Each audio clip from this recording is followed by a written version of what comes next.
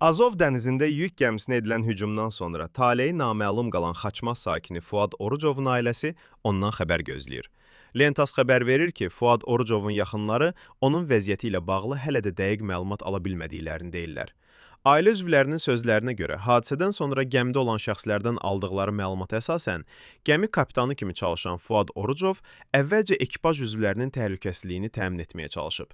Bildirilir ki, o gəmini dərhal tərk etməyərək digər heyət üzvlərinin xilasına kömək edib. Yaxınlarının sözlərinə görə, hadisə zamanı Fuad Orucov ayağından yaralanıb. Lakin bundan sonraki taleyi barədə ailəsinə hər hansı rəsmi məlumat verilməyib.